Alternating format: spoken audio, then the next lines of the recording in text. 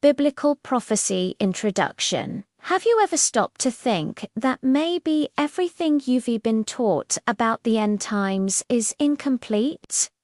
While millions of people out there are obsessed with apocalyptic signs and conspiracy theories, there is a prophecy hidden right under our noses that few really understand, and it reveals not only the future of the world, but God's character in a way that will completely transform how you face your own battles.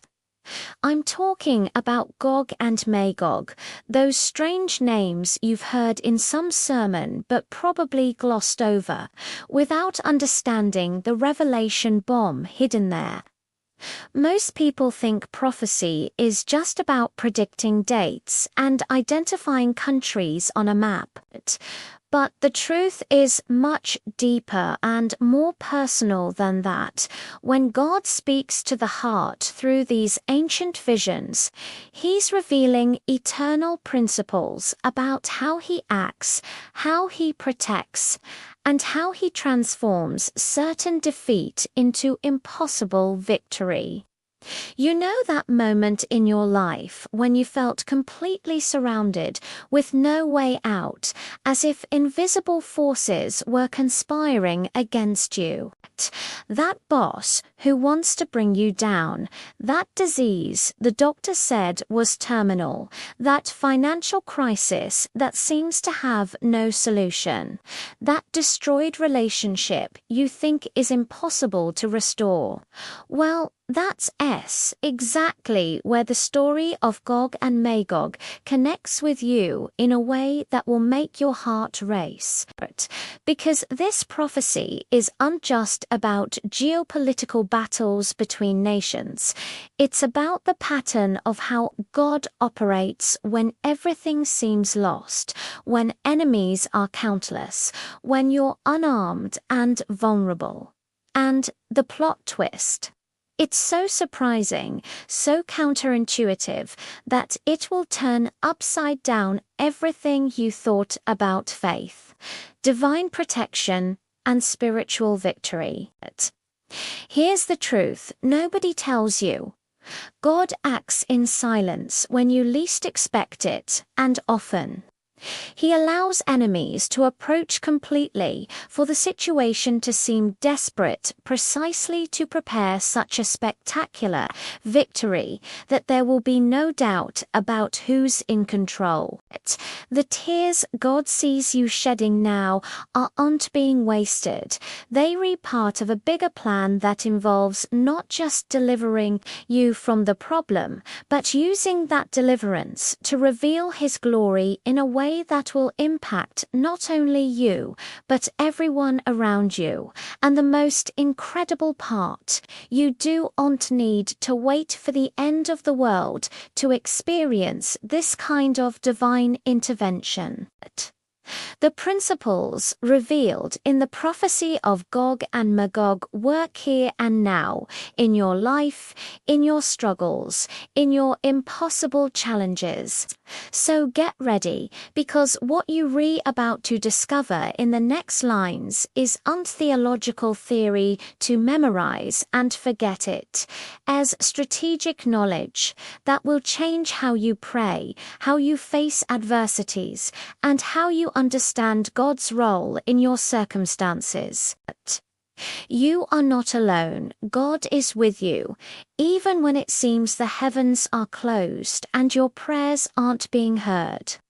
God heard your prayer from the very first moment, and now it's time for you to understand how He works behind the scenes of eternity to transform your story. Faith in Jesus Christ gives you access to the same principles of protection and victory that Israel will experience before Gog. And once you understand this, you'll never see your problems the same way again. Gog and Magog, the prophetic figures and the announced invasion. There are moments in life when we feel surrounded, as if invisible forces were plotting against our peace. You know, that's exactly the feeling that chapters 38 and 39 of Ezekiel convey when they speak about Gog and Magog. Imagine a powerful leader coming from a distant land, gathering allies from all corners: Persia, Ethiopia, Put, Gomer to Gama, all marching with a single objective: to destroy God's people. It sounds like a movie scene, but it's pure biblical prophecy. And here is the detail that changes everything. When God speaks to the heart of his people through these prophecies, he's not just warning about danger, but revealing that he has a sovereign plan. It's like when you recrossing a dark valley and suddenly a light comes on at the end of the tunnel. You understand not walking alone. God saw your pain even before it happened and has already prepared the victory. The interesting thing is that this prophecy isn't just about war and battle, but about something much deeper: human nature and its tendency to rebel against the Creator.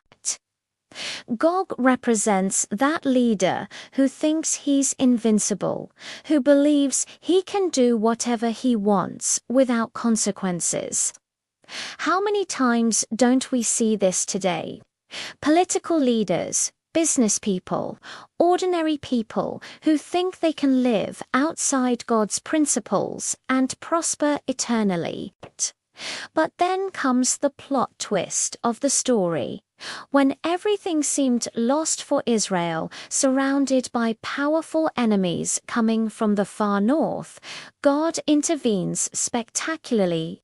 It's that moment when you realize that heaven is silent, but God is acting behind the scenes, orchestrating every detail. The tears God sees are not ignored. Each one of them is counted and transformed into fuel for his glory to manifest.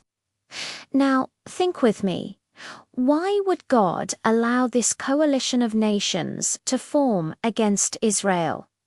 It seems contradictory, doesn't it? But here's divine wisdom in action. Sometimes God allows enemies to fully reveal themselves for their plans to mature, so that when he acts, there's no doubt left about who is Lord. It's like when you in a chess game and you let your opponent think they winning. But you've already seen checkmate 5 moves ahead. Gog plans to invade Israel like a storm, taking advantage of a moment of peace and security. What irony, right? Precisely when the people are resting, trusting, living in apparent tranquility. But you are not alone. God is with you, even when threats approach silently. God sustained me in moments like this, and he will do the same with Israel in this prophecy. And there's more. This whole story isn't just about a distant future event that doesn't concern us. It's about understanding how God operates in all generations, in all ages. When you read about Magog being associated with regions north of Israel, and many scholars point to Russia and Central Asian nations, you begin to realize that biblical geography has real connections to our current world. We're not talking about fairy tales, but prophecies that interweave history, geography, and spirituality. God heard your prayer when you cried out for understanding, and here he is revealing his mysteries through the word, faith in Jesus. Christ allows us to decipher these prophetic enigmas not with fear, but with hope. Because if God promised to defend Israel from this impossible invasion, what won't He do for you who were grafted into the olive tree through Christ's blood? The invasion plan and Israel's apparent vulnerability. You know that feeling that everything's going too well and you're wary, expecting something to go wrong. That's kind of how the prophecy describes Israel before Gog's invasion. The people are gathered, living in peace, secure in their lands, without walls, without bars, without gates, completely unprotected in human eyes. And it's precisely this apparent vulnerability that attracts Gog like a magnet. He looks at Israel and sees easy prey, a perfect target for plunder. It's like when a thief passes by a house and sees the door open, lights on, everything indicating it's easy to enter. But here's Gog's fatal error. He didn't count on the fact that God acts in silence, protecting what is his even when there seems to be no visible defense. When God speaks to the heart of his people to live in peace, he already knows he will be that nation's own shield. Gog's plan is meticulous, calculated, strategic. He doesn't come alone. He gathers an impressive coalition of nations, each bringing their resources, their soldiers, their weapons. Persia, modern-day Iran, Ethiopia, but probably Libya, Goma and Togama regions of Turkey, all marching together like an unstoppable avalanche. Imagine the scenario. Horses, horsemen, a great army dressed in full armor, all wielding shields and swords. It's the kind of military force that would make any nation tremble, and the timing, perfect. Gog chooses the moment when Israel is unprepared, living that peaceful life, expecting nothing. It's like a storm that appears out of nowhere on a blue sky day. But here's a truth that transforms everything. You are not alone. God is with you. Even when enemies organize in the shadows, even when you're living your normal life without noticing the approaching danger. Now, let us talk about something many people do and pay attention to. Why would Israel be so unprotected? The prophecy speaks of a nation that is at peace, that lives in security, that dwells in places without walls. This isn't just geographic description, it's spiritual revelation. Israel reached this point because it trusted in God, because it experienced restoration, because it returned to its land after exile. It's that moment in life when you finally breathe a sigh of relief after a long battle, when you let your guard down because you feel the worst is over. And that's exactly where Gog sees opportunity. What a powerful lesson, right? When everything seemed lost and God restored, when he brought Israel back and established peace, the enemy plans to use this moment of rest as a breach to attack. But God sustained me in moments like this, and he's not going to leave his people helpless now. Gog's motivation is revealing about human nature, pure greed.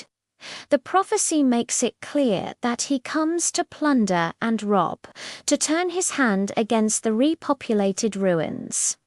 It's not about ideology. It's not about religion in his mind. It's about taking what isn't his. Israel, after restoration, has prosperity, has resources, has visible blessing, and this awakens covetousness. It's like that person who barely knows you, but when they discover you got promoted or things are going well for you, suddenly appears wanting help or wanting to get close with ulterior motives. Gog sees Israel as treasure to be plundered, not as God's people to be respected. But here's the detail that changes the whole game. God saw your pain when you were used, when they wanted to rob you, when they plotted against you, and he didn't let it go. With Israel, it will be the same way, but in an even more spectacular manner, as we'll see next. Divine intervention. When God enters the scene, this is where the story flips upside down. Gog is there, confident, with his massive army marching toward Israel, thinking it's going to be easy. But there's a detail he did unconsider. God is not a mere spectator in this story. The prophecy says that the Lord himself declares, on that day when Gog comes against the land of Israel, my wrath will arise. It's like when someone messes with your child and that protective fury explodes inside you, but multiply that by infinity, because we're talking about the creator of the universe defending the people he chose. God heard your prayer when you cried out for justice, and he responds not with empty words, but with concrete action. And the way he acts against Gog, it's chilling. He promises to send plague, bloodshed, torrential rain, hailstones, fire and brimstone. It's not a discreet little miracle. It is an overwhelming demonstration of power that will leave all nations speechless. The most fascinating thing is that God doesn't need Israel to lift a single finger to fight. No military strategy, no sophisticated weapons, no political alliances. When God decides to intervene, he makes a point of showing that victory comes exclusively from him. The prophecy describes that he will rain upon Gog and his troops a downpour of natural and supernatural disasters.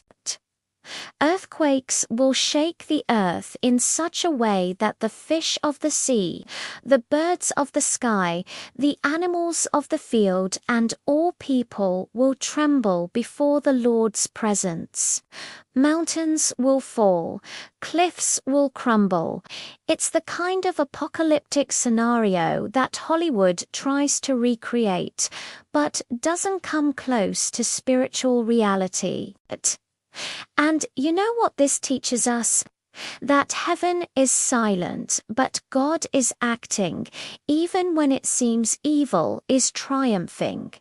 Even when the wicked seem invincible.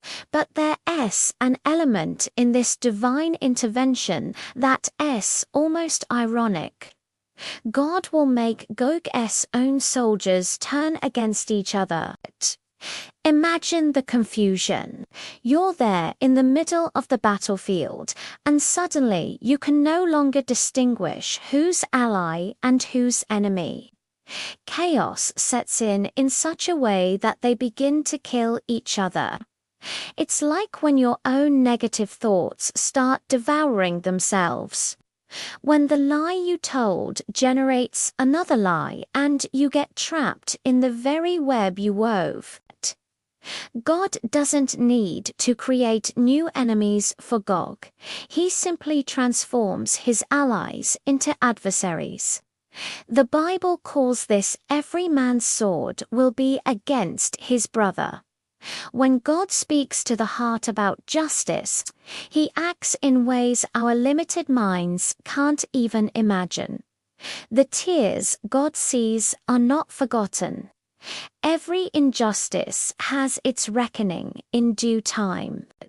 And why does God do all this in such a dramatic and public way?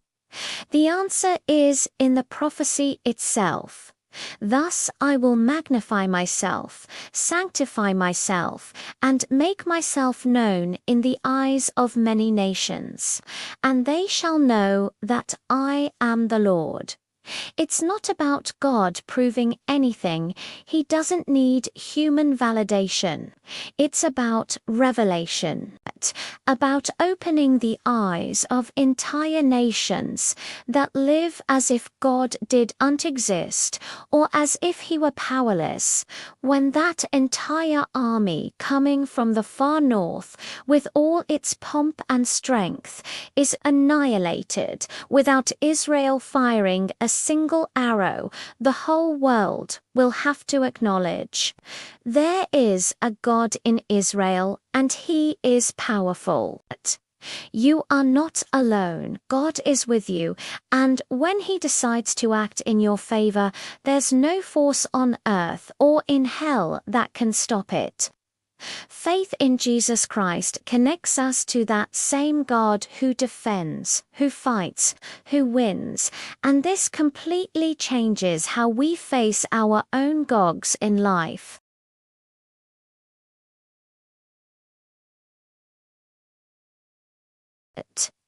The devastating result, total destruction of the invading army, the carnage, is so great that the prophecy dedicates an entire chapter just to describe the consequences.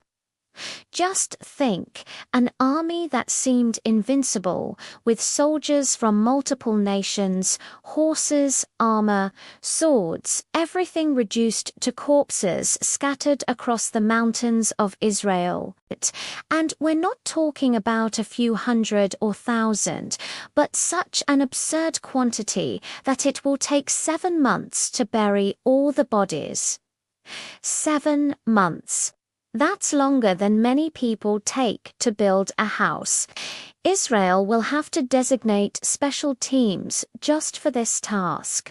Men who will traverse the landmarking where there are bones to be buried later. When everything seemed lost for Gog and his arrogant army, reality hit with full force.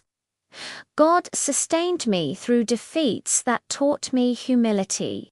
And here's a lesson on a national scale. No matter how powerful you are, challenging the living God is signing your own destruction sentence. But the story gets even more intense when the prophecy talks about birds of prey and wild animals. God convenes a macabre banquet, calling all birds and beasts to feast on the flesh of warriors and drink the blood of the princes of the earth. It's a strong image, even shocking, but loaded with symbolism. Those who came as predators, planning to devour Israel as easy prey, become food for vultures and animals. The reversal is complete. It's like when you try to dig a hole for someone to fall into and end up falling into it yourself. The horses that brought the warriors, they'll serve as food. The proud horsemen, food for buzzards, and their more. The prophecy says they will eat fat until satisfied and drink blood until drunk. God saw your pain when you were hunted, pursued, treated as prey, and here he shows that hunters end up hunted. Israel not only survives but prospers with the spoils. The prophecy mentions that the people of Israel will use Gog's weapons as firewood for 7 years. 7 years burning shields, spears, bows, arrows, clubs, and javelins. They won't need to cut trees or gather wood from the fields. They have fuel to spare coming from the very instruments that were created to destroy them. What a turnaround, huh?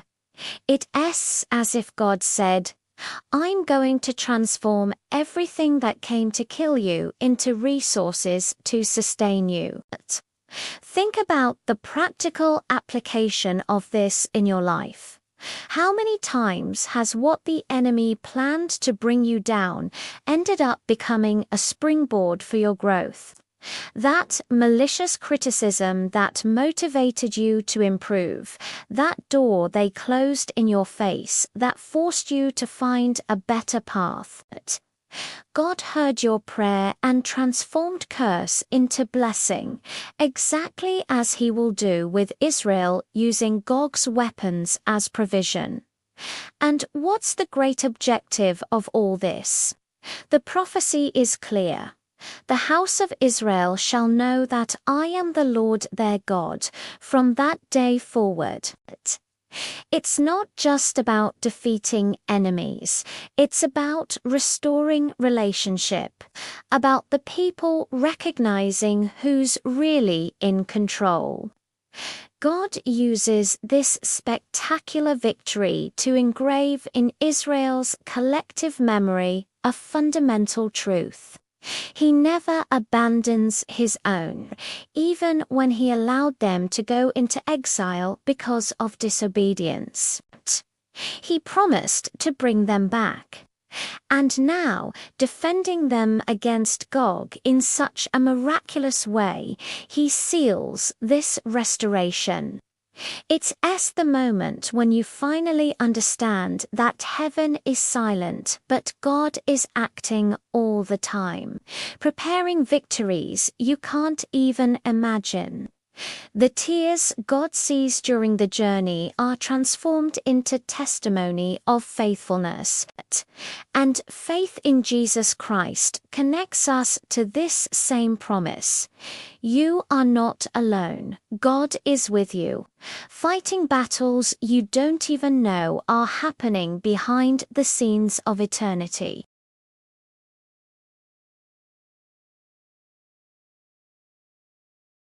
Interpretations, historical symbols, or future events. Now comes the part that makes many people curious and even divided. After all, are Gog and Magog historical figures that already happened, symbols that repeat throughout time, or future events that are yet to be fulfilled? It's like that complex movie discussion, where each person leaves the theater with a different interpretation, but all make sense somehow. There are Bible scholars who look at this prophecy and see a pattern that repeats enemies of Israel arising in different eras, each representing that far north threat that tries to destroy God's people. Others are categorical. This will still happen. It's unfulfilled prophecy, awaiting the right moment in the eschatological timeline. And you know what's fascinating? God acts in silence in both interpretations, allowing his word to dialogue with different generations in ways each age needs to hear. When God speaks to the heart through prophecy, he's not limited to a single layer of meaning. Let's talk about geography for a minute, because this helps understand the interpretations. Magog is consistently associated with regions north of Israel, and when you take a map and draw a straight line upward from Jerusalem, guess what you find? Russia and Central Asian nations. This isn't coincidence for many prophetic interpreters. During the Cold War, preachers were obsessed with this connection, seeing in the Soviet Union the imminent fulfillment of Ezekiel 38:39.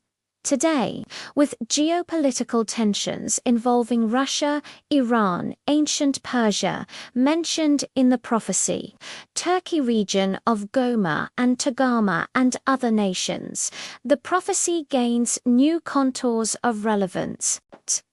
It's like putting together a puzzle where the pieces begin to fit in frighteningly precise ways. You are not alone. God is with you on this journey of understanding, revealing mysteries as you seek with sincerity. God saw your pain when you felt confused before the prophecies, and He promises to give wisdom to those who ask. But there's another extremely important angle, the eschatological context. That is where this battle fits in the grand scheme of the end times. Many theologians position Gog's invasion before the second coming of Christ, perhaps at the beginning or just before the Great Tribulation. Why? Because the prophecy describes Israel living in peace and security, something many believe will only happen when there is some kind of peace agreement in the Middle East, possibly mediated by the Antichrist. Imagine the scenario. Israel finally breathes a sigh of relief, signs treaties, lets its guard down, and bam, here comes Gog with everything. But then God intervenes so supernaturally that the whole world is left speechless. This demonstration of divine power may be what sets the stage for the following events: the Antichrist's reign, the tribulation, and eventually Christ's return. When everything seemed lost in the prophetic chronology, God shows He's in absolute control of history's flow. The tears God sees from suffering humanity are not in vain. There's a plan, there's a purpose, there's a glorious ending, and here is something that changes everything in how you live today. Regardless of when or how this prophecy will be completely fulfilled, the principle behind it is timeless. God defends His people. Period. Gog can come. Magog can come. A coalition of 1,000 nations can come. When God decides to protect, nobody touches. And if you're in Christ, you're part of that people. Faith in Jesus Christ grafts you into Israel's olive tree, places you under the same divine protection. So every time you face your own Gog, that boss who is trying to bring you down, that disease that seems invincible, that financial crisis that threatens to destroy you, remember, God sustained me when I thought I would unsurvive, and He'll do the same with you. God heard your prayer in that moment of despair, and He's preparing an intervention that will leave you trapped, just as He did and will do with Israel before Gog and Magog.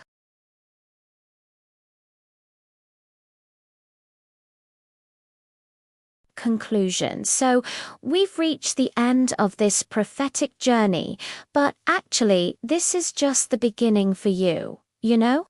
Because knowledge that stays only in the head does unchange anything. It is applied knowledge that transforms realities.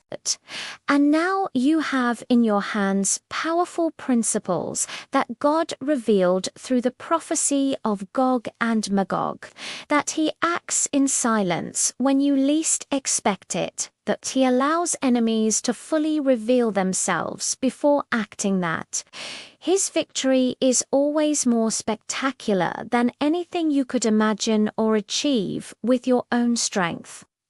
But then I ask you, what are you going to do with this?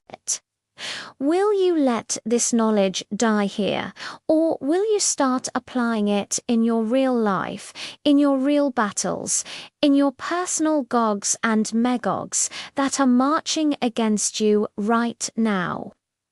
Think with me, what's the impossible army that's surrounding you today? What's that situation that seems to have no solution?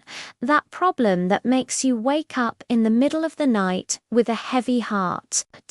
Now you know that God saw your pain, that when God speaks to the heart, He already has victory planned, that you are not alone. God is with you even when everything seems lost. But faith without action is dead, my friend. So the challenge is, are you going to start praying differently? Are you going to start declaring these truths over your life? Are you going to stop trying to fight with your own strength and let God be God in your story? Because if there is one thing we learned here, it is that when you try to solve everything alone, you limit the size of victory. But when you let God act, He makes a point of showing that the glory is exclusively His. And another thing, did you notice how these prophecies aren't just about distant and abstract events, but about God's unchanging character?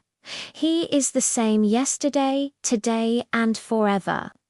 The God who promised to defend Israel from Gog is the same who promised never to leave you nor forsake you. The God who transformed enemies, weapons into provision is the same who can transform what came to destroy you into a springboard to your next level. The God who heard the silent prayers of His people is the same who heard your prayer in that moment of despair you thought nobody saw. So tell me, are you going to continue acting as if you're alone in this? Or are you going to start living with the confidence of someone who knows they have the Creator of the universe fighting their battles? The tears God sees are not in vain. Each one of them is being counted and transformed into future testimony. Look, I know it's easy to hear all this and get emotional. But in a few days, routine returns, problems keep screaming in your ear, and that spiritual excitement cools down. But don't let that happen.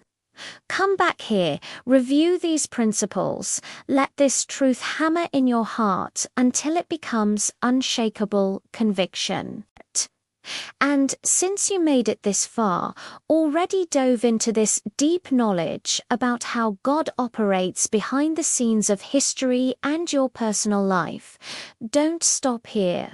Subscribe to the channel now and activate notification bells, because there's much more revelation coming. There's much more knowledge that will equip you to live a life of true faith, not that lukewarm and theoretical faith everyone lives, but faith in Jesus Christ that moves mountains, that faces giants, that sees the invisible and does the impossible. When everything seemed lost, God sustained me through these teachings, and He wants to do the same with you, but you need to keep drinking from this fountain. So let's go together on this journey. Subscribe, activate notifications, and let's continue discovering the kingdom's secrets that will revolutionize your way of living. Heaven is silent, but God is acting in your story right now, and you woe on to miss the next chapter of this revelation.